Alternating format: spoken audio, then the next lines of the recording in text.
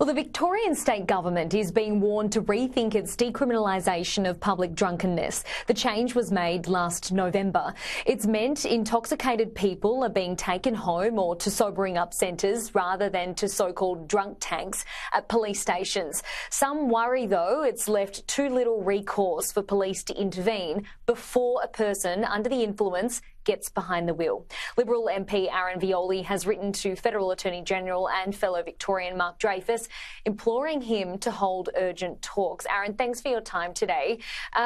You've had your own experience with these new laws. You were forced to drive an intoxicated man home to stop him from getting behind the wheel because police simply couldn't help.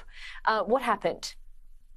Yeah, thanks, Holly. Great to be with you. Exactly that. I won't go through the whole story, but I came across a gentleman who was that intoxicated that he couldn't walk. With the help of a bystander, we got him onto a seat. He didn't want help, so he asked us to leave him alone. We went away, but it didn't feel right, so I observed him from about 20, 30 metres away and then called the police asking for assistance. And as I was doing that, he actually walked to his car to get into the car, and I managed to stand between him and the open door so he couldn't close it, took his keys and asked the police officer, who could hear all this on the phone, for assistance.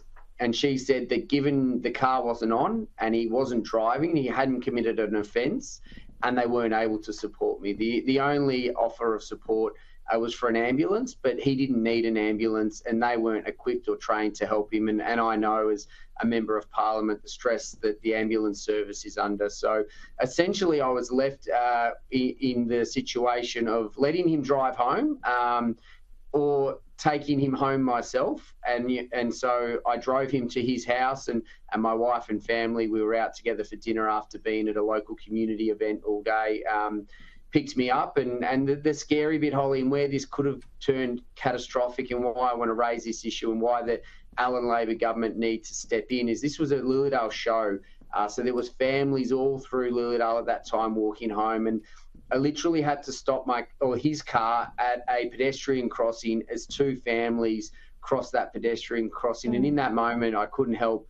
And I actually gave him a bit of a serve, in a nice way, to be honest, that he'd been under the influence as he wasn't driving, could have easily run those families over, and we could have been dealing with fatalities. And that's the reality. The police need to have the ability to have community safety powers. I'm not calling, and I've spoken to Brad Batten, the Shadow Minister, the coalition at a state or federal level isn't calling for people to be arrested and charged for public drunkenness, but the police have to have an ability to protect them for their own safety and protect the community while they get, new resources in. I know the two centres that are available are in Collingwood and Richmond as an example. Well, that's over an hour away from Lilydale. That doesn't help anybody in that need when community needs it.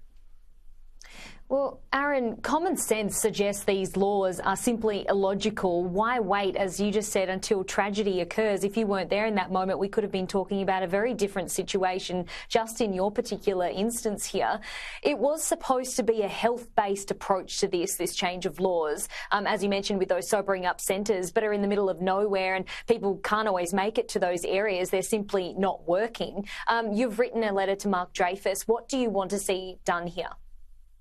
Well, ultimately, I want the Allan Labor Government and the Albanese Labor Government through Mark Dreyfus as a Victorian, but also as the Chief Law Officer of this country to step in and put some pressure on at a federal level, and for the Allan Government to realise that while their intent, I understand their intent, and you could argue that it was good intent, they've gone too far the other way, and there has to be a middle ground 12 months into this that they should review it and look at options to give police the ability to look after someone, to call, medical resources if needed, or get one of those experts from one of the sober up centres to come out to Lilydale as an example. I believe they've got vans they can use. But again, it's a very city-centric approach, might work well in Collingwood and Richmond and the CBD, but doesn't help in my community. We've got to give the police the support. They don't want to arrest people that are not causing any harm, but need to protect them from drunkenness. So we've got to review the law. I'm calling on Mark Dreyfus to use his role to put pressure on the Allan Labor Government to protect Victorians at all levels. Well, good on you, Aaron. I'm really glad, that this has sort of happened to you because your voice really counts here. So I'm really glad that you've done that. We do have to wrap things up shortly, but I just want to get your thoughts on the breaking news this afternoon that China is removing 2 tariffs on Aussie beef. I mean, this is a huge development here for the agricultural sector and a significant improvement in relations. And I guess just shows how vulnerable the sector is in the broader political game between trading partners.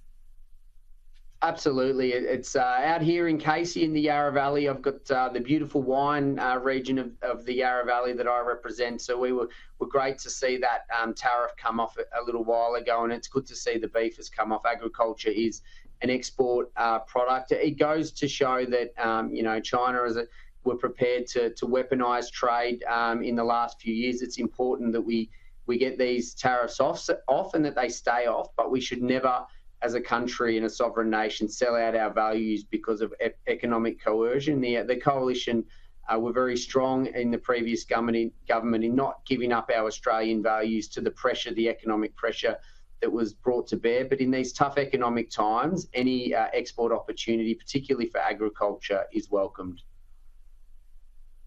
Yeah, absolutely. And we're hoping that this cool and calm stays this way with looming tariffs on China coming from the US potentially next year. And of course, we know if the Chinese economy is hurting, that has an effect on the Australian economy as well. Aaron, thanks for your thoughts today. Thanks, Holly. Great to be with you. Authorised by Aaron Violi, Liberal Party, Lilydale.